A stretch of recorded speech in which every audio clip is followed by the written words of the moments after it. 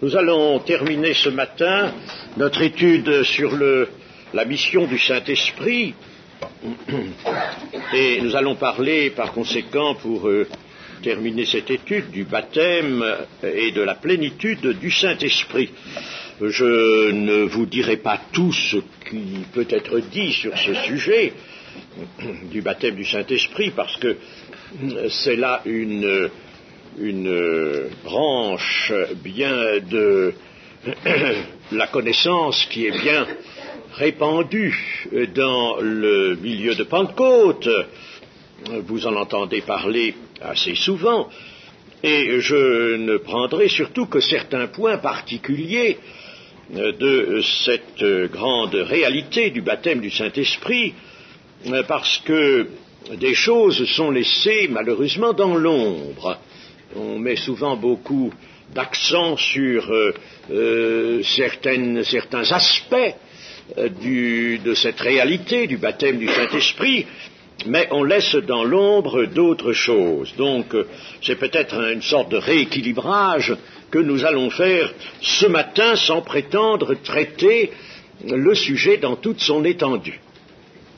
Vous savez qu'il y a dans le Nouveau Testament, et on pourrait même, bien sûr, y associer l'Ancien Testament, car la plénitude du Saint-Esprit n'est pas ignorée de l'Ancien Testament, elle n'était pas tout simplement généralisée, mais elle existait, et certains hommes étaient remplis du Saint-Esprit.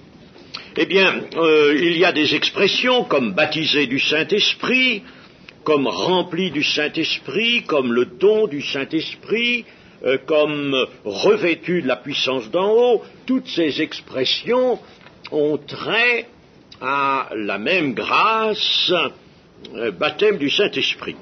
Il y a des gens très ingénieux qui, vous savez, on a écrit des choses là-dessus comme sur le reste, des choses qui troublent. Il faut se méfier des écrits. Des gens qui ont voulu dissocier le baptême du Saint-Esprit de la plénitude du Saint-Esprit. Alors ils sont allés chercher je ne sais quoi, enfin, ils ne m'ont pas convaincu, loin de là, et avec les bons auteurs, avec Torré notamment, qui est tout de même un homme de haute connaissance, était un homme de haute connaissance, eh bien, baptême et plénitude du Saint-Esprit, c'est la même chose qui est visée par l'une et l'autre expression. Et ce baptême du Saint-Esprit qui confère la plénitude, le baptême du Saint-Esprit, en somme, c'est l'entrée dans la plénitude du Saint-Esprit. Eh bien, c'est une grâce que l'on peut distinguer de celle du salut. Je dis que l'on peut parce que il n'est pas exclu du tout, comme dans la maison de Corneille, où Pierre s'était rendu, que le baptême du Saint-Esprit survienne en même temps que la conversion. Mais, d'une manière générale, nous voyons une distinction se faire, et il faut que nous la fassions, nous, pour ne pas tomber dans l'erreur de certaines parties, certaines doctrines, disons, même évangéliques, qui veulent que toute conversion soit en même temps baptême du Saint-Esprit. Dans un livre, un certain auteur qui s'appelle Grubb, La puissance de la foi, je crois, a fait le résumé de toutes les nuances, de toutes les manières, toutes les interprétations, si vous voulez, sur le baptême du Saint-Esprit. C'est assez intéressant comme vue d'ensemble sur tout ce qu'on a pu dire, tout ce qu'on a pu voir, comprendre de cela. Mais enfin, surtout, il y a des fractions évangéliques qui ne veulent absolument pas que le Saint-Esprit puisse être distingué de la nouvelle naissance, de la régénération. Celui qui naît de nouveau, disent-ils, est nécessairement celui qui est baptisé dans le Saint-Esprit. À voir certains textes, on pourrait noter, justifier cela, on pourrait comprendre cela. Mais il ne faut pas voir certains textes seulement, il faut les voir tous. Voilà comment nous pouvons déjà, par la réflexion, distinguer ces deux expériences, celle de la nouvelle naissance et celle du baptême dans le Saint-Esprit. Quand quelqu'un naît de nouveau, le Saint-Esprit le régénère. Et il vient en lui sûrement. Il faut quelqu'un qui soit régénéré, nous l'avons dit, entre dans la communion. Ça, la communion, c'est nécessaire, indispensable, sans quoi il n'y a pas d'expérience. Il n'y a pas vraiment d'expérience de nouvelle naissance. Donc, le Saint-Esprit vient en lui et assure une présence. Il n'est pas dit une plénitude, il assure une présence. Et ce quelqu'un est donc dans la voie du salut. Et le salut lui est donné parce qu'il a été justifié, il est régénéré, il entre dans la communion, mais tout cela, c'est pour qui? Pour lui seul, pour lui-même. Le salut est d'abord une chose individuelle. C'est pour lui ça. Il est devenu disciple du Seigneur, pour lui-même, par le moyen de la foi. Mais est-il apte au témoignage? Est-il pour autant un témoin de Jésus? Non. Il est un disciple, pour lui ce qu'il a reçu, c'est pour lui, mais il n'est pas un témoin de Jésus s'il n'est pas baptisé dans le Saint-Esprit. Alors, il sera un témoin de Jésus, étant baptisé du Saint-Esprit. Cette seconde grâce le qualifiera en tant que témoin et mettra en lui une source, non pas la source qui lui est nécessaire à lui, mais une source qui sortira. Il sortira de son sein, comme dit l'Écriture, comme des fleuves d'eau. Il y a un jaillissement vers l'extérieur. Et le témoignage provient du jaillissement. Et le baptême du Saint-Esprit était essentiellement donné pour ce jaillissement de puissance. Nous en reparlerons. Dans la régénération, la vie est donnée. Dans le baptême du Saint-Esprit, il y a communication de puissance, d'une puissance. Et il y a qualification pour le service de Dieu. Voilà la différence. Les deux choses peuvent se rejoindre, mais nous pouvons voir la différence. Quand le Seigneur Jésus a rappelé ce grand commandement, un commandement qu'il a mis au sommet de tout ce qu'il peut y avoir comme commandement de Dieu, le premier commandement, tu aimeras le Seigneur ton Dieu de tout ton cœur, de toute ta force, de toute ton âme. Et il a ajouté, et tu aimeras ton prochain comme toi-même. Et ces deux commandements, a-t-il dit, il y a deux commandements, mais en somme, ils sont tous les deux au sommet. Eh bien, nous voyons là, dans ce commandement supérieur et ce commandement double, tu aimeras le Seigneur ton Dieu, et puis tu aimeras ton prochain, comme toi-même. Nous voyons deux directions de l'amour de l'esprit, car cet amour, c'est l'amour de l'esprit. Il faut d'abord aimer Dieu en tant que disciple, car le disciple est celui qui a cessé de s'aimer lui-même, comme il s'aimait avant, et il est entré dans l'amour de Dieu. Il aime Dieu, il s'attache à Dieu. Et puis, une deuxième direction de l'amour, du côté du prochain, en tant que témoin. Quand il est dit « tu aimeras ton prochain comme toi-même », tu aimeras ton prochain comme tu t'es aimé toi-même. Tu t'es pas aimé en égoïste, ça c'était avant. Mais depuis que tu es converti, comment t'es-tu aimé? Tu t'es aimé en te donnant à Dieu. Bon, eh bien, tu vas aimer ton prochain en l'amenant à Dieu. Mais pour ça, il te faut une puissance. Vous voyez que déjà, dans ces deux commandements, nous voyons deux directions de l'amour, et la seconde direction, du côté du prochain, nécessite l'octroi d'une puissance. Alors, nous allons surtout regarder l'expérience propre du Seigneur Jésus. c'est pas souvent, on ne fait pas souvent cela, on va tout de suite aux actes, à l'église. Mais moi, il me semble qu'il vaut mieux regarder, d'une part, l'expérience du Seigneur Jésus, d'autre part, son enseignement à lui sur le baptême dans le Saint-Esprit. C'est très bien d'aller dans les actes et les épîtres, mais il faut d'abord prendre l'expérience et l'enseignement du Seigneur Jésus pour la bonne raison, c'est que le Seigneur Jésus est pour nous un guide, un modèle, et que nous avons à marcher comme il a marché. Il a marché non seulement pour accomplir l'œuvre du Père, mais il a marché pour nous montrer ce qu'il fallait que nous fassions nous. Alors, nous allons lire des textes d'abord. Pour l'instant, allons à l'évangile de Luc, au chapitre 3 et au verset 21. Tout le peuple se faisant baptiser, Jésus fut aussi baptisé.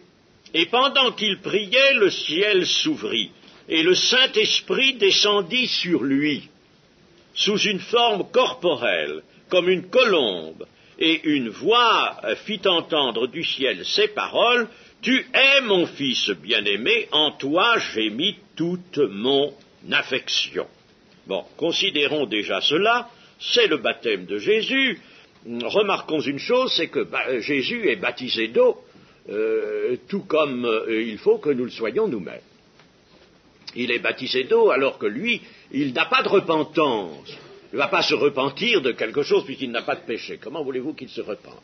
Ce serait factice, donc son baptême n'est pas précédé d'une repentance, c'est pas un baptême de repentance, c'est un baptême qui a une toute autre signification, mais ce n'est pas mon sujet de vous l'indiquer maintenant. C'est une étude intéressante à faire et qui a, je pense, été déjà faite ici.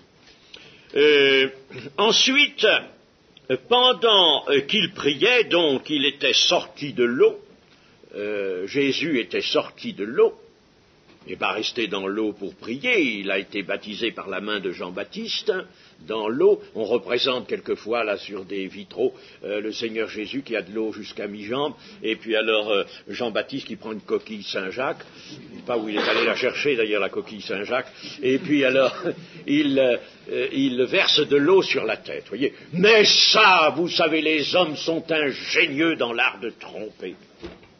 Ingénieux. Ça ne s'est pas passé comme ça. Le Seigneur Jésus a été immergé, et il est sorti de l'eau. Alors, quand il est sorti de l'eau, il s'est mis à prier. Et c'est pendant qu'il priait, alors combien de temps a-t-il prié? Nous le savons, mais il priait. Pendant qu'il priait. Pendant qu'il priait, ça veut dire que c'est pas au début de sa prière. Vous voyez, n'est-ce pas? Remarquons bien tout. Ce n'est pas dans le commencement, c'est pendant qu'il priait. Il a pu prier 1 heure, il a pu prier 2 heures, je ne sais pas, ou il a pu prier moins, mais pendant qu'il priait, il avait prié au moins plus d'1 minute, pour qu'on puisse dire pendant qu'il priait. Alors c'est donc au cours de sa prière que le ciel s'ouvrit et que le Saint-Esprit descendit sur lui. Alors le Saint-Esprit descendit ou le Saint-Esprit tomba, ça encore ce sont des expressions qui se rapportent au baptême du Saint-Esprit. Bien. Alors, nous voyons le Seigneur Jésus baptisé du Saint-Esprit. Je vais vous expliquer pourquoi. Ensuite, nous avons chapitre 4 de Luc, verset 14. Jésus, revêtu de la puissance de l'Esprit, retourna en Galilée, sa renommée se répandit dans tout le pays d'alentour. Il enseignait dans les synagogues et il était glorifié par tous. Alors, voilà le Seigneur Jésus qui nous est ici montré revêtu de la puissance de l'Esprit. Vous voyez bien, c'est un baptême du Saint-Esprit qu'il a reçu comme il a reçu un baptême d'eau. Il reçoit ensuite un baptême du Saint-Esprit. Le verset 22, toujours chapitre 4 et verset 22. Et tous lui rendaient témoignage. Ils étaient étonnés des paroles de grâce qui sortaient de sa bouche. Et ils disaient, n'est-ce pas le fils de Joseph? Ah, là, ça demande réflexion. Hein? On le connaissait, le Seigneur Jésus, puisque des gens pouvaient dire, mais enfin, il est le fils de Joseph, nous connaissons bien Joseph, nous avons bien connu Joseph et Marie, cette famille de Nazareth, nous l'avons connu. Et il y avait d'autres enfants aussi. Et quoi? Ben, il était un des enfants, lui. Il était l'aîné dans cette famille. Et alors, comment ça se fait-il que tout à coup, il peut prononcer des paroles de grâce étonnantes? J'étais étonné, il y a quelque chose donc de nouveau, et il prononce bien en effet les paroles de Dieu, comme nous l'avons lu tout à l'heure dans Jean, les paroles de Dieu. Mais ce n'est plus, c'est tout au-dessus de la capacité de l'homme, ça. Et même de l'homme pur, car il était l'homme saint, l'homme pur, mais c'est au-dessus des capacités, il y a quelque chose de plus là. Et puis, au verset 36, toujours chapitre 4, tous furent saisis de stupeur, et ils se disaient les uns aux autres, quelle est cette parole? Il commande avec autorité et puissance aux esprits impurs, et ils sortent. Voilà, chose extraordinaire, il a une parole qui est un commandement, et les esprits impurs, qui sont pourtant des choses dures, là, des êtres, ils ne sont pas faciles, hein, et ils n'obéissent pas, ils ne sont pas là pour obéir, les esprits impurs, ils sont là pour désobéir. Bon, eh bien, ils obéissent à cette parole. Cela, c'est ce qui était annoncé, disons-le tout de suite, dans Ésaïe. Le prophète Ésaïe avait en effet annoncé ces choses. Dans chapitre 11, puis un rameau sortira du tronc d'Isaïe. Vous savez qu'Isaïe, c'est le père, ici, c'est le père de David. Donc sortira de la même souche que David, humainement. Sortira de la même souche. Et un rejeton naîtra de ses racines. L'esprit de l'Éternel reposera sur lui. L'esprit de sagesse, d'intelligence, esprit de conseil et de force, esprit de connaissance et de crainte de l'Éternel. Il respirera la crainte de l'Éternel. Il ne jugera point sur l'apparence.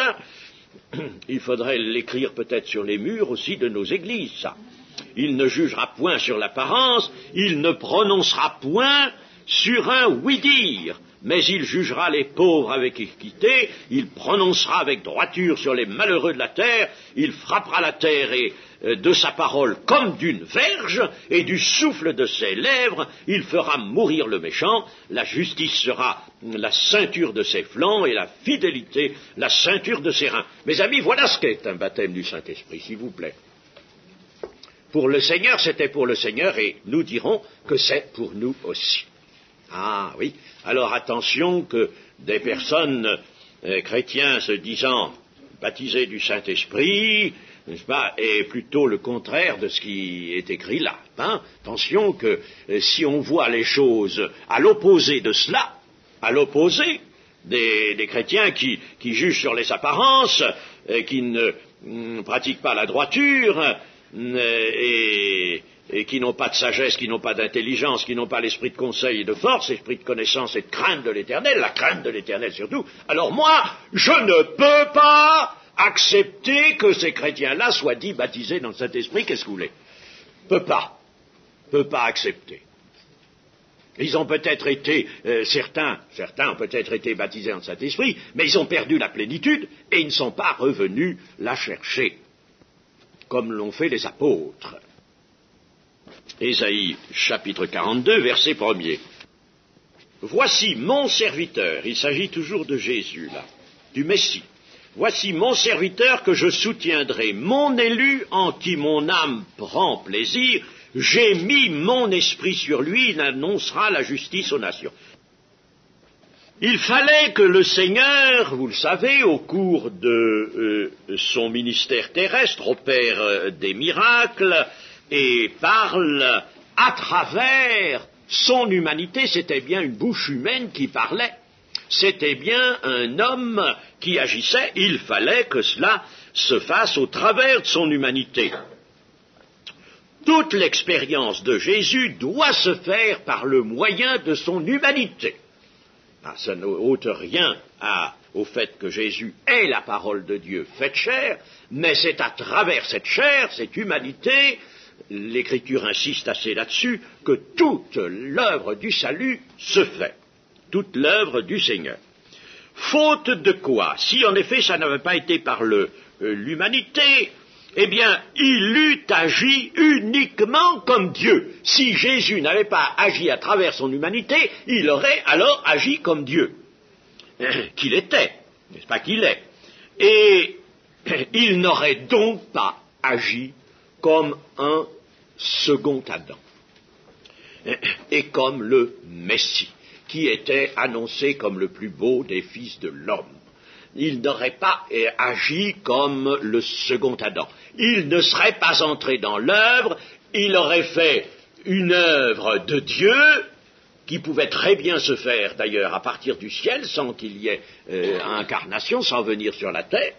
Il aurait fait une œuvre qui n'aurait pas abouti au salut de l'humanité. Et pour que cela aboutisse, l'Épître aux Hébreux est assez explicite, là elle insiste dans ses débuts, il faut qu'il ait eu participation à la chair et au sang, qu'il ait pris notre humanité, qu'il ait été rendu semblable en toutes choses, dit les Hébreux, semblable en toutes choses à nous-mêmes, hein, et donc son humanité, c'est là de là que se fait l'œuvre de salut. Et par conséquent, si humanité il y a, puisqu'humanité, disons, il faut qu'il y ait baptême d'eau, et il faut qu'il y ait baptême du Saint-Esprit. Et le Seigneur va quelquefois, dans certains cas, j'en ai fait un jour une certaine distinction, j'ai fait 2 listes de passages, quelquefois le Seigneur Jésus va laisser sa divinité s'élancer. Oui, quelquefois, il va la laisser faire quelque chose. Mais c'est toujours un peu en marge de l'action du salut. C'est pour proclamer certaines choses. Et puis, en temps normal, c'est l'humanité de Jésus, c'est à travers l'humanité, par l'humanité de Jésus, que l'œuvre se fait. Donc, les miracles et tout, absolument ce que fait Jésus, il le fait par le moyen de cette humanité qui, elle, est baptisée du Saint-Esprit, remplie du Saint-Esprit. Le baptême du Saint-Esprit était donc nécessaire au Seigneur pour accomplir l'œuvre que le Père lui avait donnée à faire, et naturellement, cela, c'est un modèle. C'est un modèle pour nous. Voilà. Du fait, d'ailleurs, que Jésus est entré dans les eaux du baptême, en somme, nous invitant tous à passer derrière lui, dans les eaux du baptême aussi, et ensuite il a été baptisé dans le Saint-Esprit, voilà l'invitation qui nous est faite, il faut aussi que nous soyons baptisés dans le Saint-Esprit. Rappelons-nous aussi une chose, c'est que Jésus consacra des heures, quelquefois longues, chaque jour, à la prière. Et cela aussi était nécessaire à son humanité qui était engagée dans cette œuvre si grande. Il fallait donc cela. Et ça aussi, c'est un modèle pour nous. Par cette plénitude du Saint-Esprit que nous voyons, n'est-ce pas, ici, là dans Luc, nous voyons qu'il est revêtu de la puissance de l'Esprit, qu'il est rempli du Saint-Esprit. Bon, eh bien, par cette plénitude du Saint-Esprit, le Seigneur obtient quelque chose de très évident. Dans ces textes, particulièrement celui de Luc, mais même les autres, celui de Luc, il obtient une transformation, et qui n'est pas un surcroît de sainteté. Et je dis ça parce que volontiers on fera dans pas mal d'écrits et d'ouvrages d'abord une confusion entre la communion et le baptême et la plénitude du Saint-Esprit, et en outre on attendra de la plénitude du Saint-Esprit toute l'œuvre de sanctification. Et cette œuvre de sanctification est essentiellement à attendre de la communion que nous avons étudiée. Bien sûr, les deux se conjuguent après, mais il faut bien que pour examiner les choses, nous les regardions en face. Parce que, comme je vous l'ai dit, si nous mettions tout du côté du baptême du Saint-Esprit et de la plénitude, et la sanctification notamment, eh bien alors, celui qui n'aurait pas le baptême du Saint-Esprit, ce pauvre, il n'aurait qu'à pleurer puis dire « moi je ne peux pas être sanctifié, je n'ai pas le baptême du Saint-Esprit ». Mais si tu peux être sanctifié, et si précisément tu te sanctifies comme il convient, tu seras baptisé dans le Saint-Esprit. Alors, donc, il y a une transformation chez le Seigneur, qui n'est pas, donc, qui ne touche pas sa sainteté, elle est déjà là, il est pur, c'est pas un surcroît de pureté. Mais une transformation survient sur le Seigneur en son être moral, en son être intellectuel et spirituel. Et cette transformation est analogue à celle de son être physique sur la montagne de la transfiguration. C'est une transformation analogue. Elle intéresse là l'esprit et l'âme, et même toutes les facultés du Seigneur. C'est pour ça que je disais son être intellectuel aussi. Et là, toutes les facultés du Seigneur sont intéressées dans cette transformation. Tout est, en somme, vivifié, tout est saisi par une puissance. Tout est saisi par une puissance particulière. En somme, le Seigneur obtient, par cette plénitude du Saint-Esprit, des moyens de puissance et des moyens d'expression qui ne peuvent pas se trouver dans l'homme régénéré et non baptisé du Saint-Esprit. Je prends un homme vivant dans la pleine communion, je suppose, bien régénéré, justifié, lavé de tous ses péchés, vivant dans la prière, dans la communion, il sera baptisé du Saint-Esprit. Mais avant qu'il ne soit baptisé du Saint-Esprit, cet homme-là, il ne disposera pas des moyens de puissance et d'expression que le baptême du Saint-Esprit lui donnera. Voilà, n'est-ce pas, le baptême du Saint-Esprit, c'est pour octroyer, donner ce qui est appelé une puissance, ou serait revêtu de puissance, mais cette puissance s'étend à tout l'être, bien sûr, l'être moral, intellectuel et spirituel. Les apôtres aussi ont été transformés de cette manière-là, et Jean-Baptiste avait annoncé, en effet, que le Christ accorderait à ses disciples ce même baptême du Saint-Esprit qu'il recevait lui-même. Dans Luc 3, 16, il y a ceci, il leur dit à tous, moi je vous baptise d'eau, mais il vient celui qui est plus puissant que moi, et je ne suis pas digne de délier la courroie de ses souliers, lui il vous baptisera du Saint-Esprit et de feu. Ainsi, pour savoir ce qu'est vraiment le baptême du Saint-Esprit et ses conséquences, et pour l'obtenir, il faut regarder à Christ. Il faut être en communion avec lui et demander dans une prière fervente, avec un cœur pur et un cœur surtout, je dirais, livré. Livré.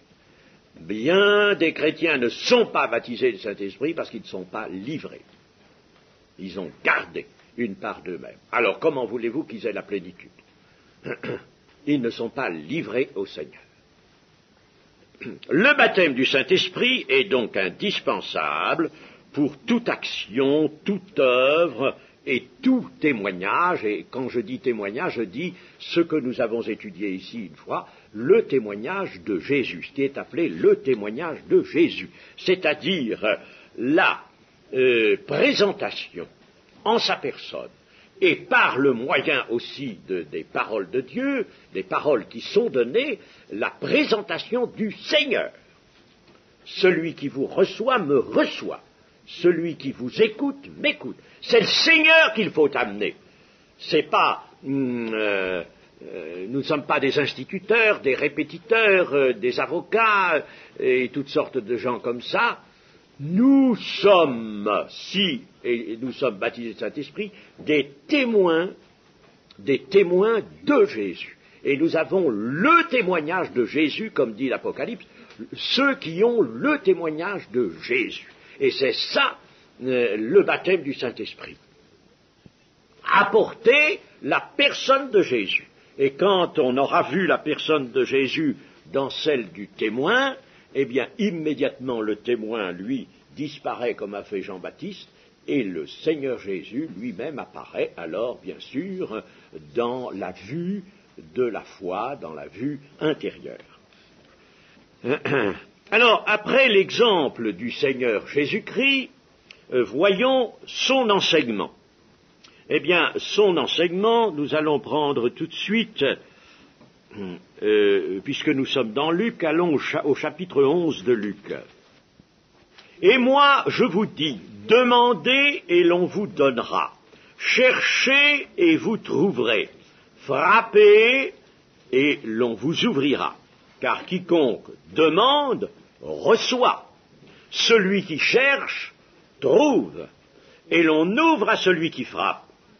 Quel est parmi vous le père qui donnera une pierre à son fils s'il lui demande du pain? Ou s'il demande un poisson, lui donnera-t-il un serpent au lieu d'un poisson? Ou s'il demande un œuf, lui donnera-t-il un scorpion? Si donc, méchant comme vous l'êtes, pas moi qui dis ça, c'est écrit, n'est-ce pas? Méchant comme vous l'êtes, vous savez donner de bonnes choses à vos enfants. À combien plus forte raison le Père Céleste donnera-t-il le Saint-Esprit à ceux qui le lui demandent? Bon, alors voici ici une invitation du Seigneur à demander le Saint-Esprit par la prière. Mais ça ne peut pas être le fait de gens inconvertis, ça. Moi, je ne vois pas les inconvertis demander le Saint-Esprit par la prière. Ils ne peuvent pas.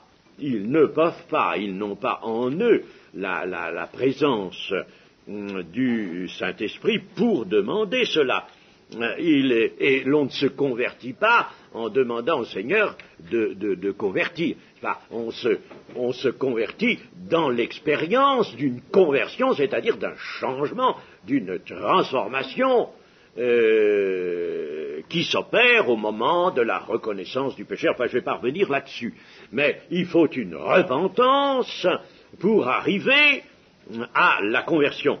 Tandis que là, c'est une prière. Et une prière parmi ceux qui sont encore en eux, est encore la chair en eux, cette méchanceté de la chair en eux. Eh bien, ils vont pouvoir demander le Saint-Esprit et le Père leur donnera. Il y a ici une promesse du Seigneur et une invitation donc à user de la prière. Nous pouvons aller maintenant à Luc, puisque pour ne pas quitter Luc, 24, Luc 24. Alors il leur ouvrit l'esprit, afin qu'ils comprissent les Écritures. Et il leur dit, ainsi il est écrit que le Christ souffrirait et qu'il ressusciterait des morts le 3e jour, et que la repentance et le pardon des péchés seraient prêchés en son nom à toutes les nations, à commencer par Jérusalem. Bon, alors voilà, déjà dans cette première partie, nous voyons le Seigneur ouvrir l'esprit de ses disciples pour qu'ils comprennent. Il y a donc une action de l'esprit ici, mais ce n'est pas le baptême du Saint-Esprit, car au verset 48 et 49, le Seigneur ajoute, « Vous êtes témoins de ces choses, témoins, et voici, j'enverrai sur vous ce que mon Père a promis, mais vous restez dans la ville jusqu'à ce que vous soyez revêtus de la puissance d'en haut. Ils sont donc là mis à même de comprendre les Écritures. D'ailleurs, si nous en rapportons au chapitre 17 de Jean, ils ont connu que le Christ était sorti de Dieu, que Dieu l'avait envoyé, et cela est le test, est le point essentiel de la foi qui conduit à la conversion. Ils sont convertis, ces gens, ils ont connu, ils ont reconnu. Eh bien, ils sont donc convertis. Contrairement à ce que disent certains. C'est pour ça que j'insiste là-dessus. Ici, n'est-ce pas, le Seigneur montre bien, les apôtres, les disciples reçoivent déjà le Saint-Esprit. Dans Jean aussi, Jean 20, le Seigneur ressuscité souffle sur eux et leur dit « Recevez le Saint-Esprit ». Pour qu'ils puissent prier, bien sûr, sans ça ils n'auraient pas prié. Ils avaient donc le Saint-Esprit en présence. Mais ils n'avaient pas la puissance, cette transformation dont j'ai parlé dans la personne de Jésus, et qui permettra d'accomplir des œuvres surnaturelles. Quand vous donnez la parole de Dieu, ça ne doit pas être n'importe quelle parole, c'est pas une parole drôle, c'est pas une parole qui amuse, c'est pas une parole qui intéresse seulement, ça doit être la parole de Dieu. Et il faut qu'elle bénéficie du soutien, de l'appui, je dirais de la force du Saint-Esprit pour devenir parole de Dieu. Plus tard, un peu plus tard, j'enverrai sur vous ce que Dieu a promis, vous serez à ce moment-là revêtus de la puissance du Saint-Esprit. Nous allons à Jean 7, 37 à 39. Le dernier jour, le grand jour de la fête, Jésus se tenant debout s'écria « Si quelqu'un a soif, qu'il vienne à moi et qu'il boive. Celui qui croit en moi, des fleuves d'eau vive couleront de son sein, comme dit l'Écriture. » Il dit cela de l'Esprit que devaient recevoir ceux qui croiraient en lui, car l'Esprit n'était pas encore donné parce que Jésus n'avait pas encore été glorifié. Ainsi donc, là, il n'y a pas de doute, ce n'est pas l'Esprit en présence, ce n'est pas la présence de l'Esprit qui est ici mentionnée, mais c'est une action, une œuvre surnaturelle, des fleuves d'eau vive, c'est-à-dire une puissance d'amour, une puissance d'action, une force, une puissance et une sagesse. Car le baptême du Saint-Esprit, Paul le rappelle bien dans Tite, c'est un baptême de puissance, mais un baptême aussi d'amour, car sans l'amour, il n'y a rien de fait. Alors il faut bien qu'il y ait l'amour là. Et puis, un baptême de sagesse, Nous avons vu qu'il y avait un esprit de sagesse sur le Seigneur Jésus. Voilà ce qu'est vraiment le baptême dans le Saint-Esprit, mes amis. Alors on enseigne surtout, évidemment, la recherche du baptême du Saint-Esprit et le signe initial du parler en langue. Et puis, si quelqu'un a parlé en langue seulement un petit moment, ou même très peu, on dira il est baptisé dans le Saint-Esprit. Bon, c'est possible. Mais attention, si ensuite on voit ce quelqu'un absolument dépourvu de puissance, dépourvu de sagesse, dépourvu d'amour, comment va-t-on dire qu'il est baptisé dans le Saint-Esprit? Si on voit des paroles un peu... on est dur avec les autres, on a toujours en soi ce même égoïsme, et on dira qu'il est baptisé dans le Saint-Esprit. Moi, je vous le dis, je m'y refuse. Je m'y refuse. Maintenant, je ne vais pas par 4 chemins, je m'y refuse. Non, le baptême du Saint-Esprit, s'il se voit par un signe initial, parce que les actes nous disent que l'on voyait qu'il avait été baptisé dans le Saint-Esprit, on voyait et on entendait qu'il avait été baptisé dans le Saint-Esprit, eh bien, le Saint-Esprit, je dirais, a fortiori, à plus forte raison, doit se voir ensuite dans le cours de la vie. Parce que si ça ne se voit pas en cours de la vie, alors je ne sais pas moi. À quoi servirait-il? À quoi servirait-il? Donc ici des fleuves d'eau vive, mes amis. Et n'oubliez pas ce que je vous ai dit de Jésus. Jésus lui-même, en son humanité, subit une transformation dans tout son être. Et on est étonné. Eh bien, il faudrait, chers amis, que vous puissiez, devant les gens du monde, car c'est essentiellement pour les gens du monde que nous sommes baptisés dans cet esprit, c'est pour le prochain. Eh bien, il faudrait que vous puissiez étonner. Non pas les étonner parce que vous allez leur dire des choses étonnantes, mais les étonner par une puissance qu'ils sentiront eux-mêmes. Les étonner par, justement, cette présence qu'ils vont sentir en vous, de l'Esprit, donc de la personne de Jésus. Par cette source qui va vous donner un jaillissement, non pas de paroles, pas des flots de paroles, c'est des fleuves d'eau vive, hein. C'est pas des fleuves de paroles, c'est des fleuves d'eau vive, mais avec peut-être peu de paroles, mais c'est des fleuves de puissance. C'est une houille blanche, dirait-on aujourd'hui, n'est-ce pas? Une puissance qui va émaner, puissance de l'amour, puissance de la sagesse, puissance une puissance qui se sent, qui se reconnaît et qui saisit. Et c'est cette puissance-là qui opère. Ensuite, nous pourrions voir Jean 14. Croyez-moi, je suis dans le Père et le Père est en moi, croyez du moins à cause de ses œuvres. En vérité, je vous le dis, celui qui croit en moi fera aussi les œuvres que je fais, et il en fera de plus grandes, parce que je m'en vais au Père, et tout ce que vous demanderez en mon nom, je le ferai, afin que le Père soit glorifié dans le Fils. Si vous demandez quelque chose en mon nom, je le ferai. Alors, dans ce passage, nous avons aussi là une situation, bien que le Seigneur ne la signale pas lui-même d'une façon explicite comme situation résultant du baptême du Saint-Esprit, pourtant c'est bien cela. Celui qui croit en moi, il est évident qu'à la base du baptême du Saint-Esprit, comme à la base de la conversion, il y a la foi. Seulement attention, la foi, laquelle? Celle qui mange la chair et qui boit le sang du Seigneur. N'oubliez jamais ça. Dans Jean 6, il y a équivalence entre croire en Jésus, boire son sang et manger sa chair. C'est la même chose.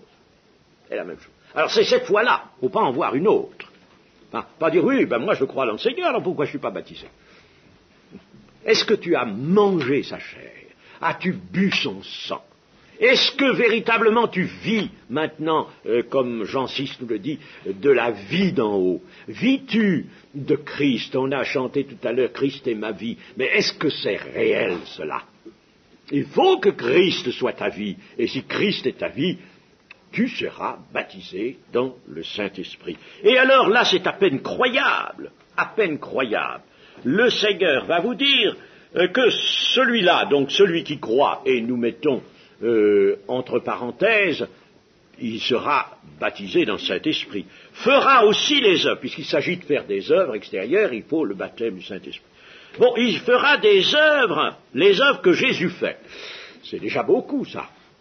C'est déjà grand de faire les œuvres de Jésus. On pourrait dire, si j'en faisais seulement le quart ou la moitié, je serais bien content. Mais il s'agit de faire les œuvres de Jésus. Et il s'agit même d'en faire de plus grandes, parce que je m'en vais au Père.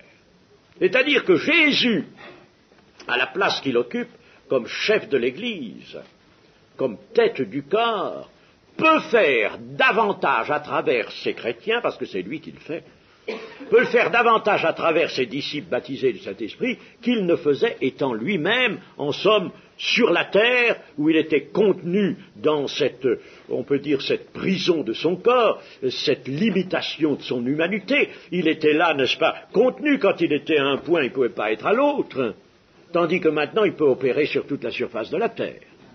à travers ses disciples. Et c'est ce que Dieu veut, c'est ça l'Église, n'est-ce pas? Eh bien, il était donc là contenu.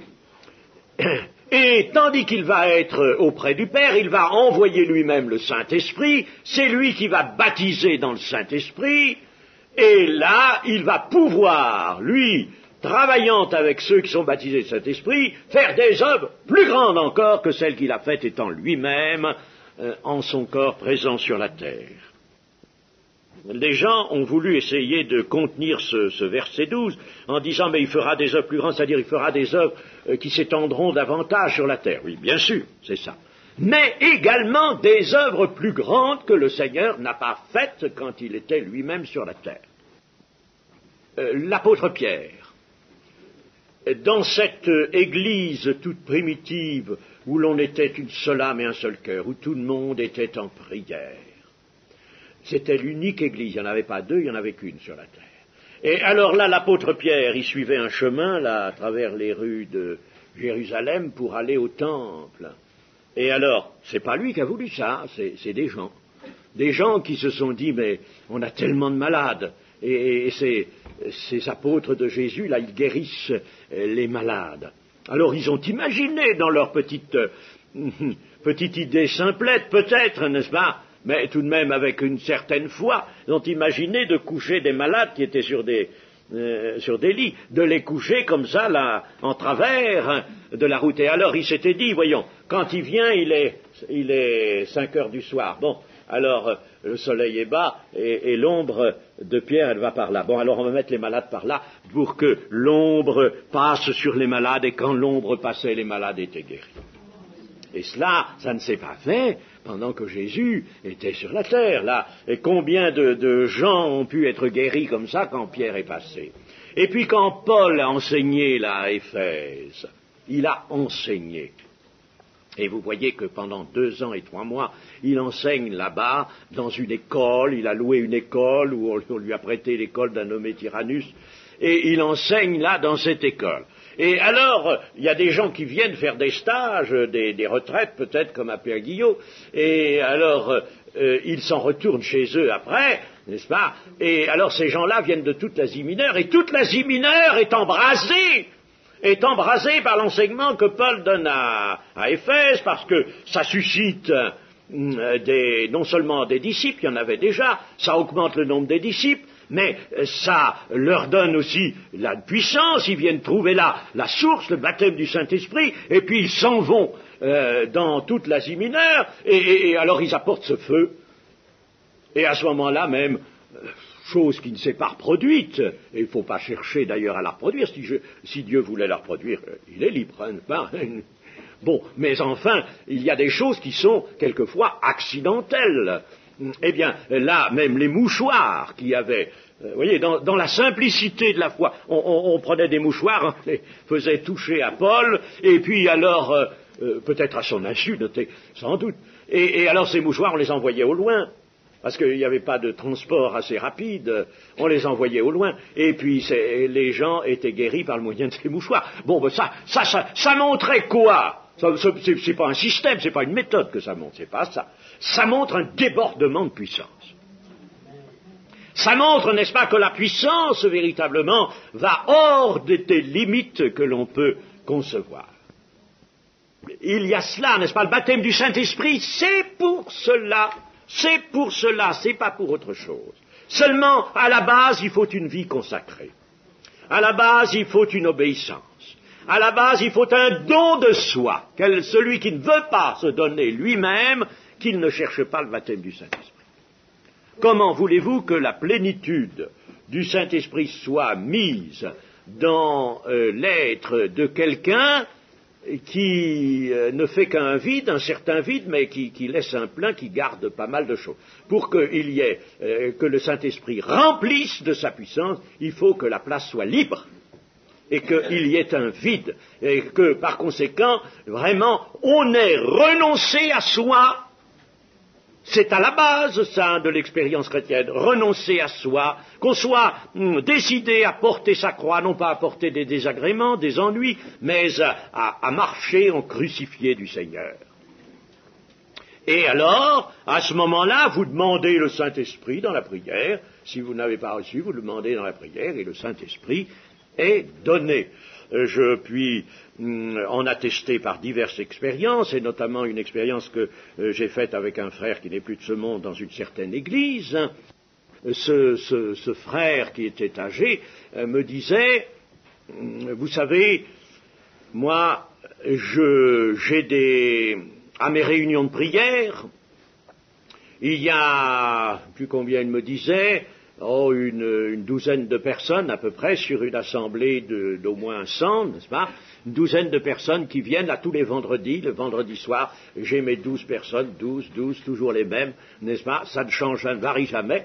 Alors, je m'évertue dans les prédications et quand j'en ai la possibilité de dire à tout le monde, mais venez donc à la réunion de prière, allons, voyons, il faut venir prier le Seigneur tous ensemble, c'est bien. Et puis, ça ne change pas. Ça ne change pas. Qu'est-ce qu'il faut faire, me demandait ce pasteur. Qu'est-ce qu'il faut faire? Ben, je lui dis, écoutez, cher frère, vous dites ça depuis longtemps. Oh, me dit, il y a des années que je leur srine de venir à la réunion de prière et je ne suis pas écouté du tout. Pourtant, c'était un brave pasteur, vraiment. Et il était comme un père dans son église. Et alors, je lui dis, écoutez, il y a une chose bien simple, c'est que vous exhortez la chair, et que la chair n'entend pas l'exhortation. La chair ne peut pas répondre, elle fait le contraire. Plus vous leur dites de venir à la réunion de prière, plus ils s'enfuient. N'est-ce pas? C'est pas possible, ça. Il faut changer quelque chose. Alors il me dit, mais alors comment changer quelque chose? Alors nous avons réfléchi ensemble, et puis on a pris des petites dispositions de combat. Alors on s'est dit, bon, eh bien dans l'église on va prendre telle personne. Et puis là on va faire un petit commando de prière. Et ce petit commando de prière, alors là, il l'a fait prier, et ces gens-là on a demandé au Saint-Esprit de guider ces frères-là qui ont été en effet saisis, eux, pour prier pour l'église. Ils ont prié. Au bout d'un an, ça a demandé un an, hein.